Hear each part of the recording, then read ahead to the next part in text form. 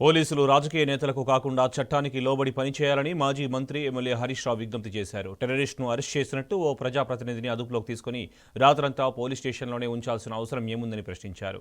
రాష్ట్ర DGP police శాఖ సిబ్బందికి సూచనలు చేయాలని, రాజకీయ ప్రేరేపిత కేసులో తొందరపడి పనిచేయడం సరికాదన్నారు. BRS MLA Kaushik Reddy bail లభించడం పట్ల హరీష్ రావు హర్షం వ్యక్తం చేశారు. కౌశిక్ రెడ్డికి కరీంనగర్లో కోర్టులో బెయిల్ రావడం జరిగింది. బెయిల్ రావడం పట్ల మా హర్షాన్ని కూడా వ్యక్తం చేస్తూ ఉన్నాం. అయితే ఈరోజు పోలీసులు, ముఖ్యంగా డీజీపీ గారు ఒక్క విషయాన్ని గుర్తుపెట్టుకోవాల్సిన అవసరం ఉంది.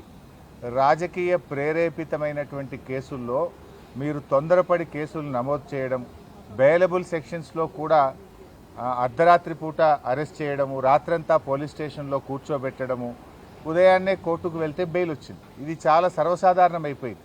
అంటే ఇలా ఆలోచించాల్సిన అవసరం ఉంది. పోలీసులు కూడా ఈ రాజకీయ ప్రేరేపితమైన కేసుల్లో నాయకులు చెప్తే వినడం కాదు, చట్టానికి లోబడి పనిచేయాలి. మనకు కాన్స్టిట్యూషన్ ఉంది, మనకు కొన్ని చట్టాలు ఉన్నాయి, శాసనసభలో చేసుకున్న చట్టాలు ఉన్నాయి, దానికి లోబడి పనిచేయాలి. సుప్రీంకోర్టు కానీ హైకోర్టు కానీ చాలా స్పష్టంగా బెయిలబుల్ సెక్షన్స్లో మీరు స్టేషన్ బెయిలే ఇవ్వండి అని కూడా చెప్పారు. మీరు బెయిలబుల్ సెక్షన్స్లో కావాలని అంత పండగ పూట, ఆ రాత్రి పూట ఏదో పెద్ద డెకాయిట్నో ఒక టెర్రరిస్ట్ను అరెస్ట్ చేసినట్టు 30-35 మంది పోలీసులు కౌశిక్ రెడ్డి మీద పడి అరెస్ట్ చేయడము, ఆయనను తీసుకువెళ్ళి కరీంనగర్ పోలీస్ స్టేషన్లో రాత్రంతా దోమలు కుడతా ఉంటే మీరు పోలీస్ స్టేషన్లో కూర్చోబెట్టారు. ఏం అవసరం ఉంటే రాత్రంతా కూర్చోబెట్టాల్సింది?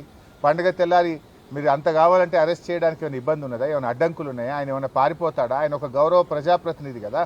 అంటే ఇప్పటికైనా పోలీసులకు, నేను డీజీపీని కోరుతా ఉన్నా, మీరు పోలీసులకు ఒక డైరెక్షన్ ఇవ్వండి. ఈ పొలిటికల్ మోటివ్ కేసుల్లో ఇలా ఎప్పుడు పడితే అప్పుడు అరెస్ట్ చేయడము, అర్ధరాత్రి పూట అరెస్ట్ చేయడము, పండగ పూట అరెస్ట్ చేయడము మానుకోవాలి. అండ్ బెయిలబుల్ అఫెన్సెస్ ఉన్నప్పుడు స్టేషన్ బెయిల్ ఇవ్వడం అనేటువంటిది సరి అయినటువంటిది.